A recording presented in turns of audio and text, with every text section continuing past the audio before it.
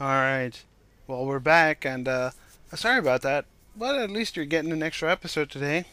And the last one ended pretty abruptly, but they're all going up tonight, normally. I don't know for certain about tonight, but I'll try my best. People gazing blankly at the flow of the crowd. Most of those I could see from the windows, there's... Damn it. I've got sour stomach shit going on. Don't know what's up. Okay, can we please stop being so vulgar? It is...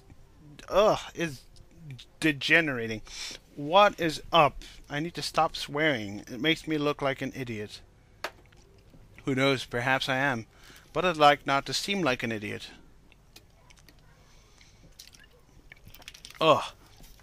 Most of those I could see from the window were standing still, since they were waiting to meet with someone or other. Don't tell me the real world is a place where not that many humans are alive, and what I'm seeing is an illusion, while the fact that I saw no one in Shibuya is actually the truth. Could it be that's what's happening? More than that, with all these people around, how come none of them were coming in the streetcar? 完璧な世界がそこにあると思うか？あるはずがない。エラーは確かに存在する。すべてのものは人も含めて電気仕掛けだからな。Oh, really? What kind of self-important, rebellious, adolescent type of worldview was that? I often thought had similar thoughts. Wow. I didn't mean to say that a rebellious, adolescent worldview was necessarily bad in and of itself. After all, the world was overflowing with novels and movies and anime with those kinds of settings. Why did people approve of the childishly grand setting that novelists and movie directors came up with, and then mock amateurs like me for coming up with the same kinds of settings as some blaze thinks he's world-wise middle schooler? Try thinking about it a little I cannot talk. Try thinking about it a little harder. The high and mighty people of the world clearly have mentalities of rebellious and self-centered adolescents. Over it... Wow, I am sorry. Come on. Slap! Learn to talk. Over 100 years ago, the Wright brothers had seriously believed we can fly in the sky. Fly in the sky.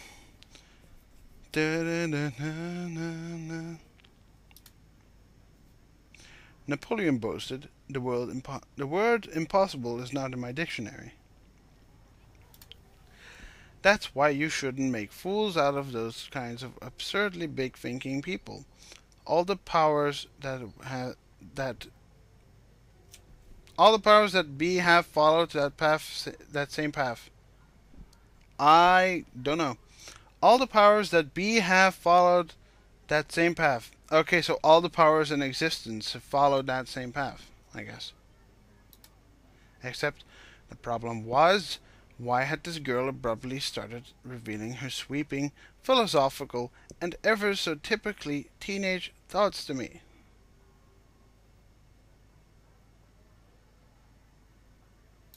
何を見ているかじゃない。何を見せられているか。Alright, so this music instantly got me pumped.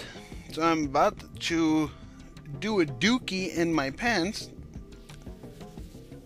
And it's starting to look like the Matrix. So I guess we're doing the Matrix visual novel. 人は体の外からの情報を五感によって得ているけど、その受け取る情報のおよそ 80% は視覚から入ってくる。そして視覚から得られた映像はパルス信号となって視神経を通り脳に送られる。I thought absent-mindedly that it was similar to a telephone. Telephones converts one voice to electrical signals and carry that information to distant places. 電話か。似ていると言えなくもない。How can she read my thoughts? Does everyone who can see have telepathy or something? She read my mind? No, that was outside the realm of possibility. Had I once again been muttering to myself without knowing it? VR 技術を知っているか？ No. Virtual reality? The Matrix? Of course.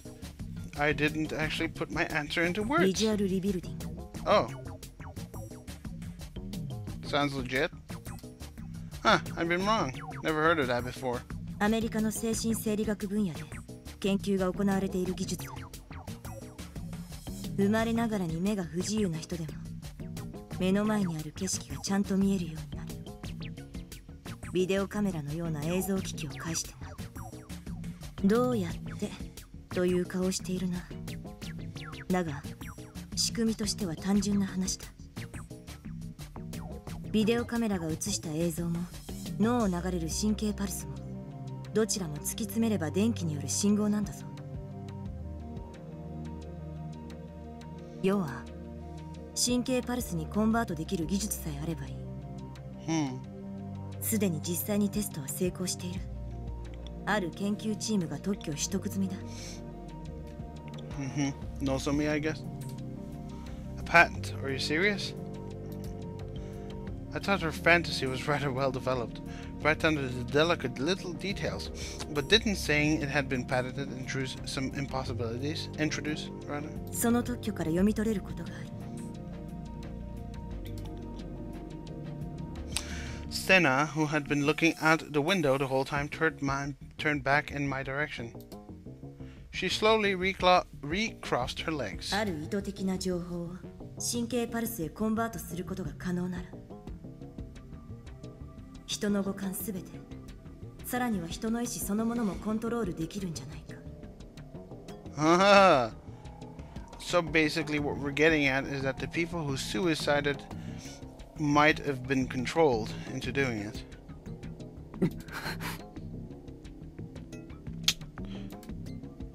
The CBS station was right there before my eyes.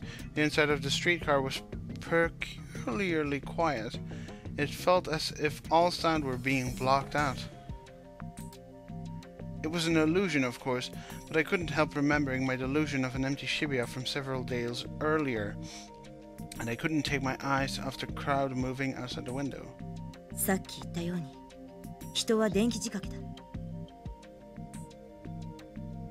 I rather think we're nuclear devices, but that's okay. 脳だけじゃなく、全身に張り巡らされている神経にも電気が通っている。つまり肉体的な動きまでも操れるということになるんだ。理論的にはな。理論的にな。This girl, she dumbfounded me. She was far, far more delusional than the likes of me or YUA. I'd hit it. What she said sounded kind of logical, but wasn't it obviously made up? 事実、特許を取得した研究チームもその方向へと研究内容をシフトしている。あまりに危険すぎる内容だったから、アメリカ大統領が歯止めをかけようとして行政命令を出したくらいだ。How much of what she was saying was real? いかなる機関であろうと。政府との事前合意なしに人体の機密の研究を行うことを禁じる。それを支援することも同様であるとな。Looking down, Senna clenched the hand she'd left resting on her knee. だが世の中は腐った連中ばかりだ。倫理を無視して自分の利益のためだけに他者を平気で犠牲にするような連中がな。ヘドがいる。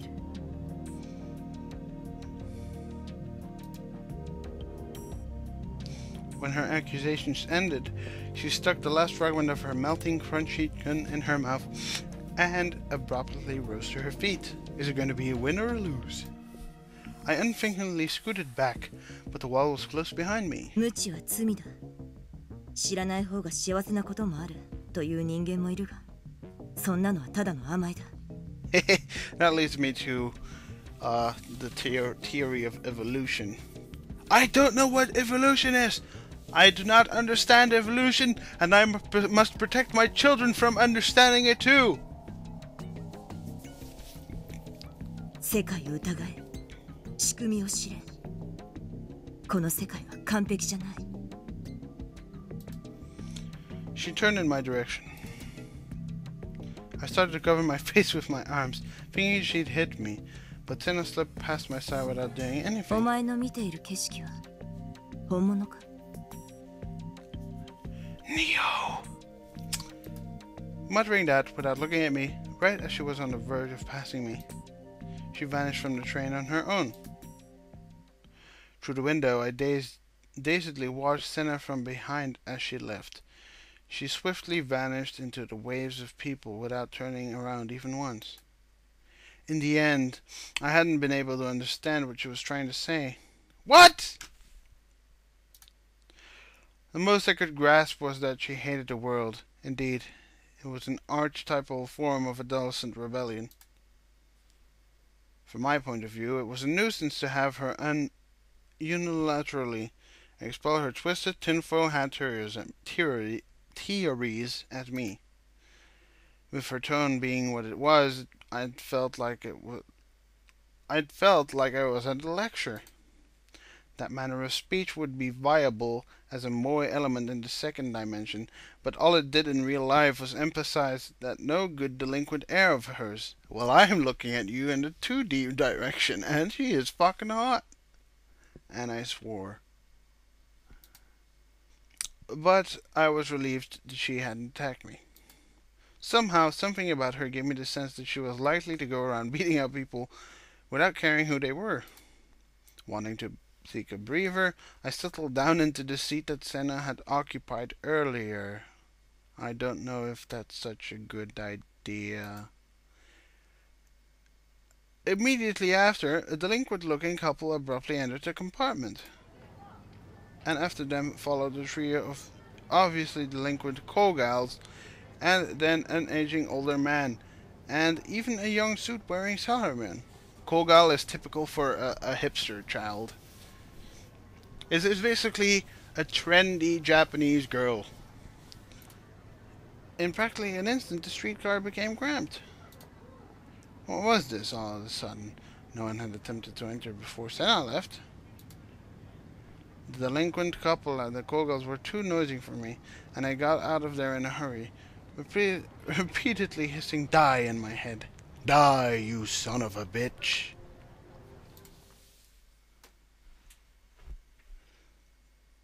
Oh, what?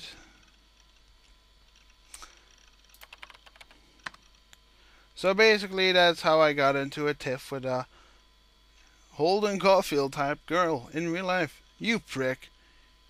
Now you've really got me PO'd. Fuck!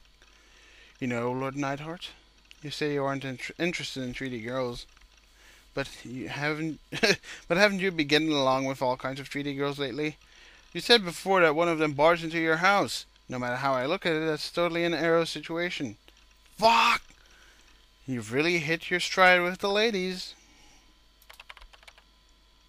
Okay, listen up. I'll acknowledge that I have some more opportunities to talk to cute chicks. But look, every single one of them, a mental patient. You try being on the receiving end of their crazy talk, I'll tell you, it's real life horror. Ah, shiver. Sorry, man. Sad face. Well, disappointed sad face. Don't worry about it. Even after I returned home, the things Senna had told me nagged at me. I didn't think they were true, naturally, but I shouldn't take more than a little investigation to determine whether the parts about the patent and the presidential order were real or fake. Which was why, with Grimm as my backup, I soon began running some searches. I researched with the help of one of Grimm's acquaintances, who was currently an American resident. Meh. It wasn't like we were going to find anything. Nowadays, you can't believe anyone without a good source. Shiho contacted me.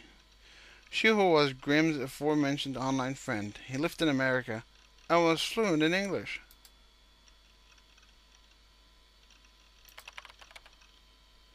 It's nonsense, right? That psycho bitch. She must have been making a fool out of me, thinking I wouldn't know English anyhow. Don't underestimate the net. Here ended the lessons. It exists. It exists. What did? He went out of his way to translate it. For now, I'll upload it. Oh, this is gonna be great. You're gonna troll me again? You have no faith in me. I could sing something, but I'm not gonna. Then again, that's because I'm usually up to no good. Should I invite Shiho here? Up to no good. Grimm had tricked me all the time up till now. If I trusted him like usual here, I'd end up seeing something mind-breakingly nasty. Like fucking yesterday, where my friend showed me a video of a guy sticking a huge needle up his dick. That I hadn't seen in quite a while. But he had a source, rather. And he said, and he was even saying that he'd invite Shiho. Do it! We'll do it live. If you're trolling me again, I'm gonna kick you out of the guild. Okay, believe me just this once. I'm very self-confident. It might be okay to trust him this time around.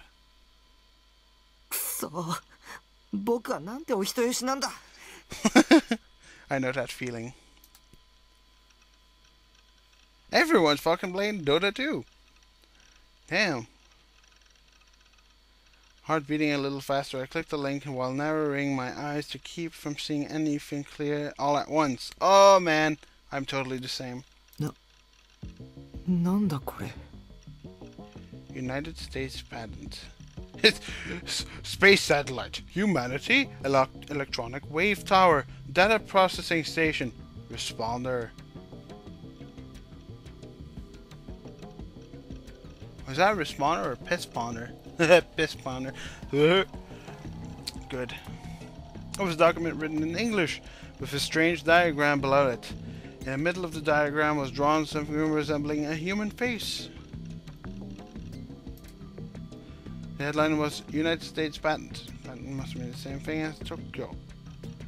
I guess. In other words, this was... VR 技術を知っているか？すでに実際にテストは成功している。ある研究チームが特許を取得済みだ。It really existed.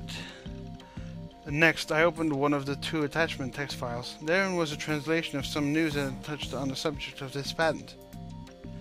The Psychology Research Laboratory of America's Victor Condria University, which is currently active in research, had come up with a groundbreaking invention called VR, Visual Rebuilding Technology. As it was undertaken with healthcare in mind, this research had drawn the attention of blind people throughout the world. It is a landmark invention that allows even those who have been blind since birth to see what lies around them via the use of filming devices such as video cameras. To provide a simple explanation of the technique involved in this, the signals composing the images of the scenery recorded by the video camera are converted to action potentials, the one type of electrical signal that the brain is capable of recognizing, and then are connected to the optic nerve, which continues to the brain. It has already met with success in tests, and they have also acquired a patent. 本当に認められてる。 The things Senna told me hadn't simply been adolescent delusions. I gulped and opened the text file. The text file.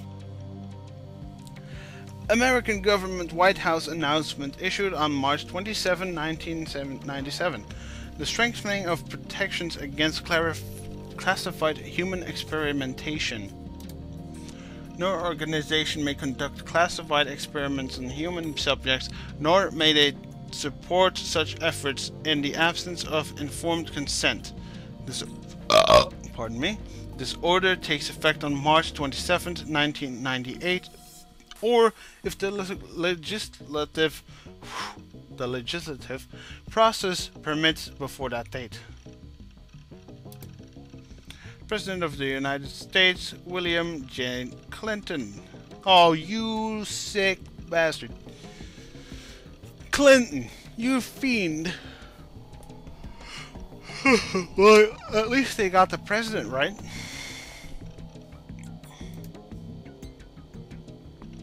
An executive order from the American president.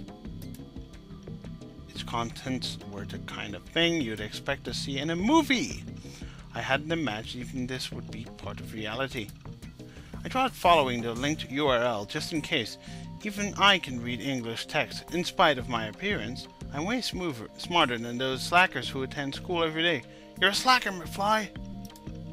But the contents usually written there were indeed the same as the translated text. ということは Senna's words reverberated at the back of my head. ある意図的な情報を神経パルスへコンバートすることが可能なら、人の五感すべて、さらには人の意志そのものもコントロールできるんじゃないか。So basically I was right. It is the Matrix. With the difference that there's a few Neos running around in this one. It was pretty difficult subject to process, but what Senna told me and the online sources that backed her up made my spine go cold. I had a feeling that something fearsome was hiding in there.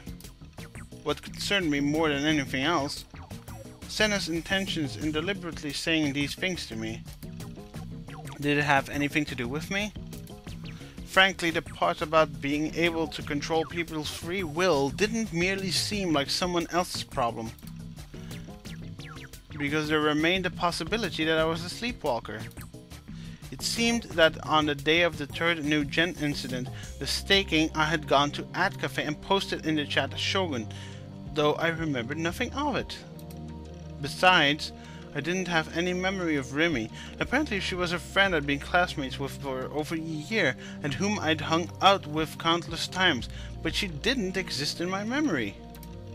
What if I had behaved like that while being manipulated from outside by someone else?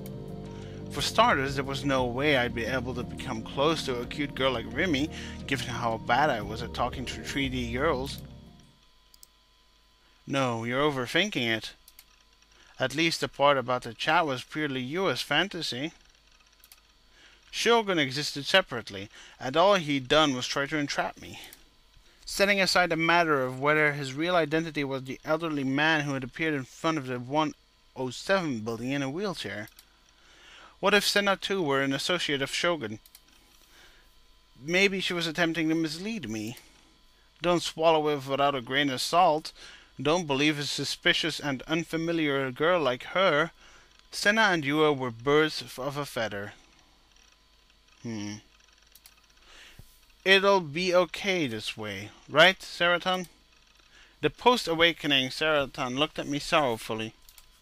She must be worried sick about me.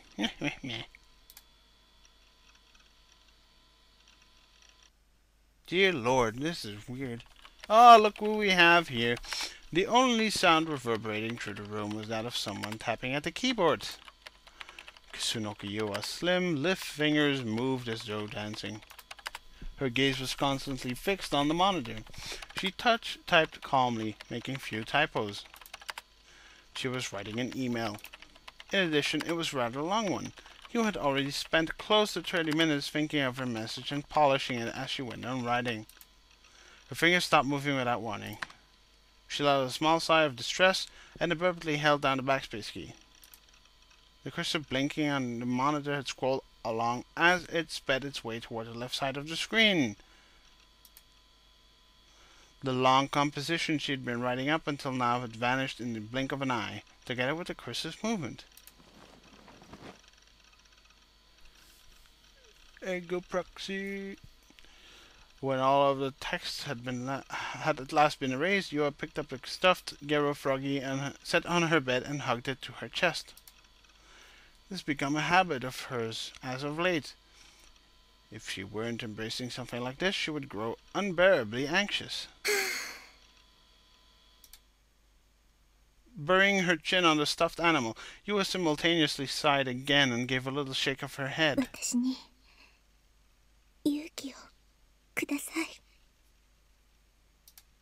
YUA's expression was strained as she murmured quietly to no one in particular. With the stuffed animal resting atop her knees, she returned her hands to the keyboard. One after another, the monitor displayed the characters she typed graceful gestures. When she had written that far, YUA's hands paused.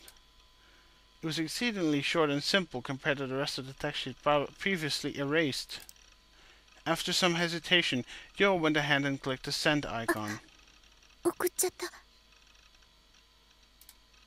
The mail finished sending without giving her a chance to stop it. YUA embraced the Gero froggy on her knees again, harder. From then on, she continued staring at her monitor for over an hour. Though she hadn't expected much of an answer from the recipient, there was absolutely no indication that one was coming.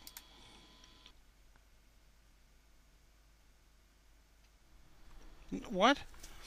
The usual room 37. As I sank my hips into the reclining chair, I chewed on my nails to distract myself from my irritation. Is that a Tolovru ad? Doesn't seem like it. Nah, whatever. There was a reason I'd come to Ad Cafe yesterday and today in succession. The night of the day before yesterday, after I found out from Grimm's investigation that Senna had been telling me the truth, I got an email from YUA. Oh, really? Plus, she was presumptuous enough to mention that she wanted to talk with me one more time.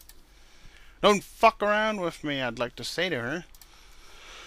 What's with saying I want to talk with you after receiving me? There's nothing you could possibly have to tell me. Anyway, she must have come up with a new plan to entrap me or something. I'm not going to play along with her. Yes, I wasn't used to conversing with girls. As a result, I'd been totally taken in with YUA made it play for me. Seeing me like that, she'd been secretly mocking me.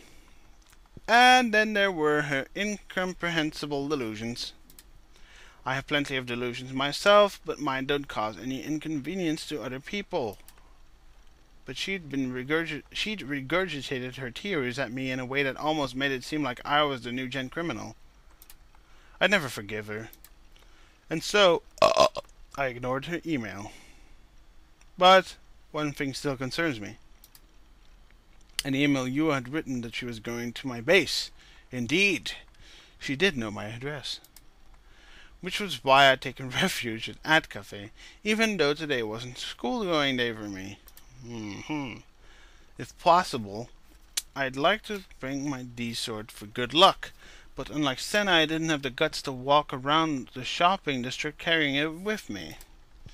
All that aside, it was pretty tiring to spend almost a half a day at a net cafe. The reclining seat was comfortable, and the store interior even came equipped with showers, but I certainly couldn't make myself feel as at home as in my base. Besides, the biggest problem was Seraton's absence. Spending these past 2 days shut up in that cafe had really made me see just how vital Seraton's existence was to me. I wanted to return to my base fast, but I had decided to go home late at night after one day changed to the next. By that time, the last train would have run, and I didn't think even YUA would be lying in wait for me. I had another 4 hours to kill before midnight. 4 hours to midnight. It'd go by quiet. It'd go by quickly if I played Enshu, but I shifted my gaze to the PC monitor. My secondary character, Lizelot, was standing there with nothing to do. お前の見ている景色は本物か? I recalled Senna's words. Over half of what she said was a fact. Except we hadn't been able to find a source for the part about controlling people's free will and physical movements. Maybe that aspect of it was purely in Senna's head. Because mixing the truth with a tiny bit of lie was particularly skillful and an effective method at that by which to threaten someone. Though I understood that with my reason, the unexplainable phenomena that had occurred to me over these past few weeks kept flitting across my brain, and they remained terrifying no matter what I did. I absent-mindedly contemplated Lizelot inside the screen. リーゼロってお前の見ている景色は本物か? I muttered in a soft voice so as to keep anyone from nearby from hearing me. I had pondered something similar before. The world that I was currently looking at, Lizelot's world, Basilat, may have been the real thing to Lizelot, but to me it was artificial. This suggested that the world I'm in, which the person behind me gazed at, was also something artificial. Man, I have been thinking like that for like decades. Holy crap. However, in the same way that Lizelot couldn't recognize me, a high-order being, I too failed to recognize the higher-order being who was the person behind me. I wondered if Lizelot was thinking the same kind of thing as me. At least, without my intervention, she wouldn't even be able to move under her own power. Then what about me?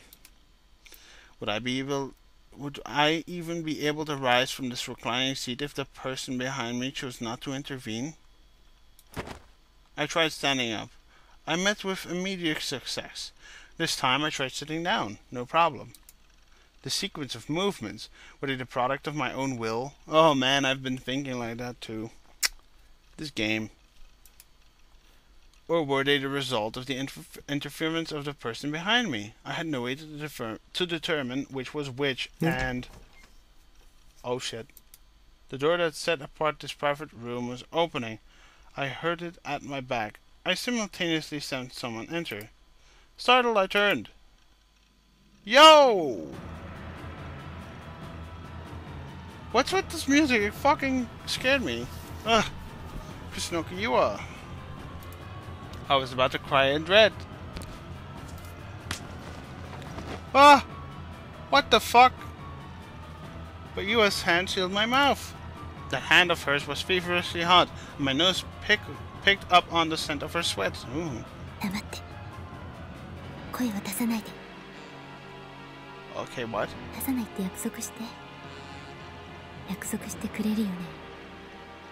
Yes, thank you. Okay. Woo! What? Huh?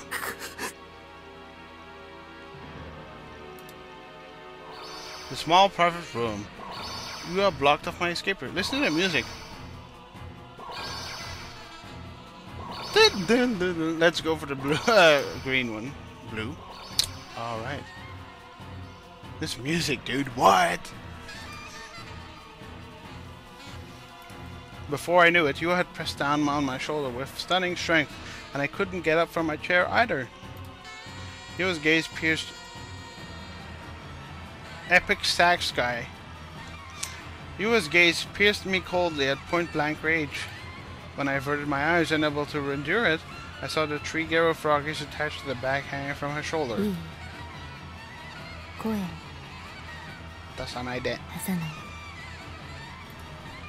had the feeling that she'd kill me if I fought back. Thus, unresisting, I simply nodded at everything Yua said.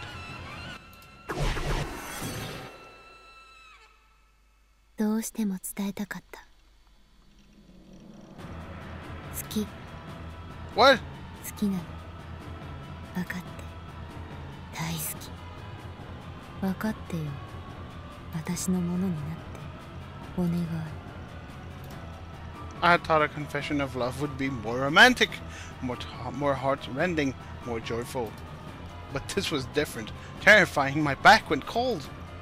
Though she could have been confessing her love to me, it felt as if I were receiving a death sentence. I had no choice but to turn her down here and now. She's merely a stalker. At this rate, things will really go past the point of no return. I fucking clicked wrong. I forcibly shook off YUA's hands. お断りだ。警察に突き出すぞ。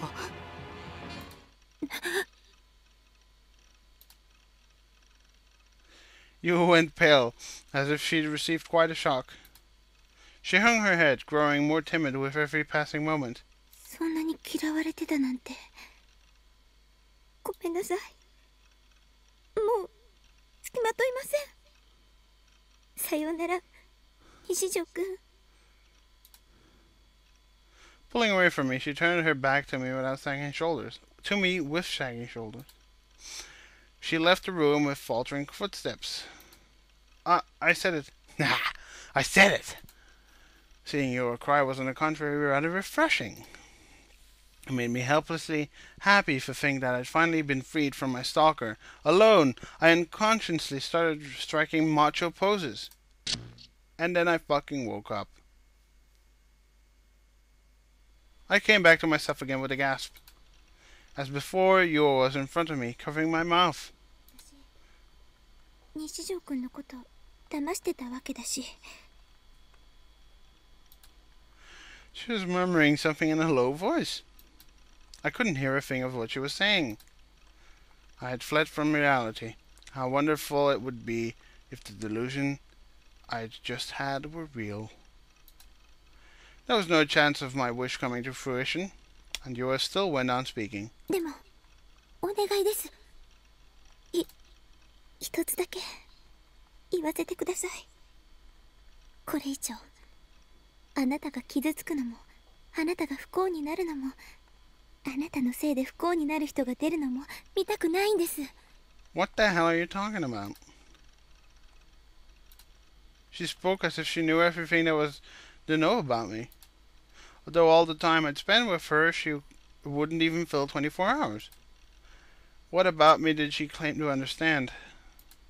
More of those ridiculous delusions she had a talent for? In my horror, I trashed out with one of my arms and legs. Even then, YUA wouldn't let go of me. At this rate, I wouldn't be able to stop her from killing me. Had Shogun given up on tricking me and sent YUA over to assassinate me? I don't want to die. I don't want to die. I don't want to die. ごめんなさい。お願いだから静かにしてください。話はすぐ終わりますから。 Although her tone of voice was feeble, the strength in her hands as they held me down was so great I couldn't even budge if I tried to resist. I couldn't believe how much power these thin hands were capable of producing. Hello? Hello? Hello, McFly? 西条くん。 YUA's face was steadily approaching me. I frantically turned my face aside.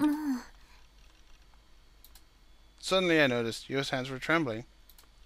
No, either that or my own, or had my own trembling simply passed into her hands. As I puzzled over this, outrageous words fell from YUA's lips. 人を殺すのはやめてください。 What?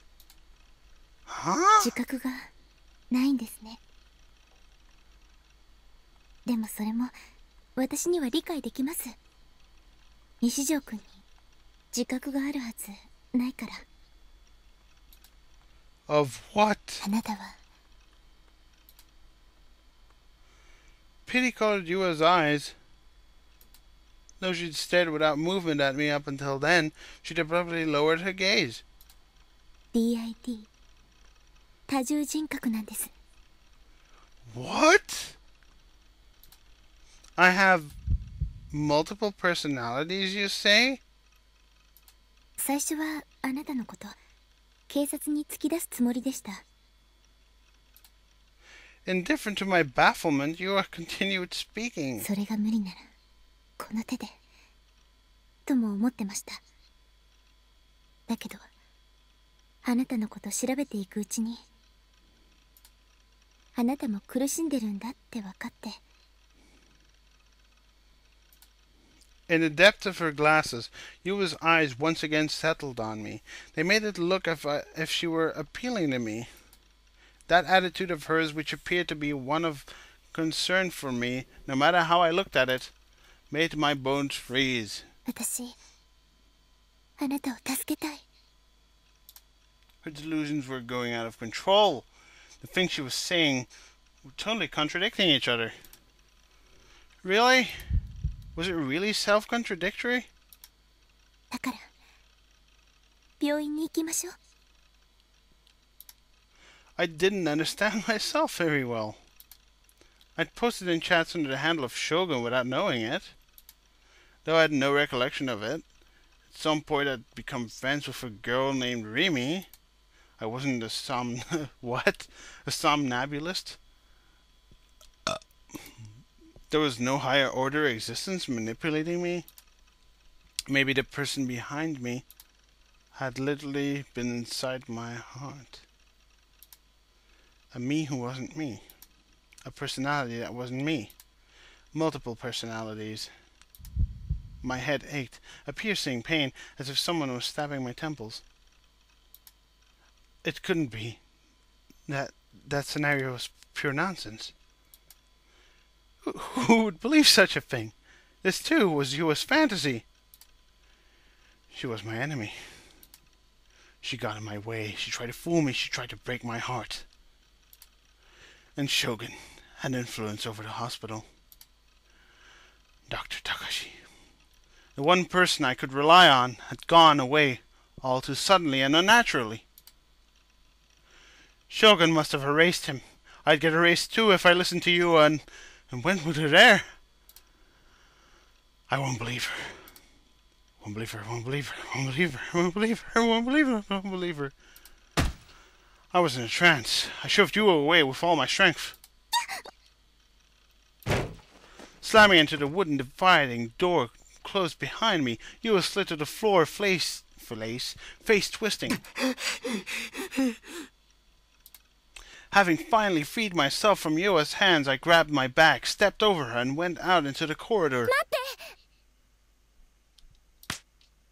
Crouching, Yua seized my ankle. Her hair was disheveled, and she'd made no effort to adjust her sliding down glasses as she clung to me desperately. That form of hers invoked nothing but fear in me. A pathetic shriek leaped from my mouth. That's pathetic, all right. She was my enemy. She worked under Shogun. I won't let you fool me. I'll never let you fool me again. When I yelled, Yua immediately let go of me. I took advantage of that gap to dash out of the store. Faced with the flabbergasted clerk at the front desk, I whipped a 5,000 yen bill out of my wallet and threw it on the counter. I got into the elevator leading outside without waiting to take my change. I burst out of the escalator. I fucked up. I burst out of the elevator, tumbling my way outside. The sun was already setting. I looked around. There were a lot of people. Run away. For the time being, run away somewhere. It was dangerous to go back to my base. She chased after me. I went on running without any idea of where to head. When I thought that even now Yua might descend from a different elevator and come to threaten me with the gold voice of her, I began unable to stay there without so much for a second.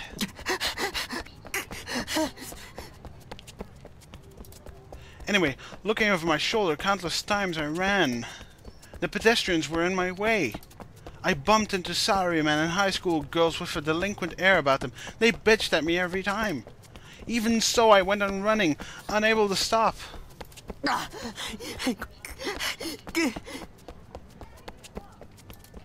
I could hardly breathe. I picked random roads as I escaped, and I didn't have a very good idea of where I was running to. I paused to collect my breathing. I checked the view from the place I was standing. Ooh. This was in front of Maruichi. Alright then. I'll retreat to Miyashita Park. I take a brief break there, then flee even further away. If I made it to Yoyogi Park, there'd be any number of places to hide, so I could potentially spend the night there. I couldn't help worrying about what's behind me. I couldn't spot YUA anywhere. But it wouldn't be strange if she appeared before me at this very moment, wearing an expression akin of that to a no mask. Alright, time for the Google. If you've never seen a no mask,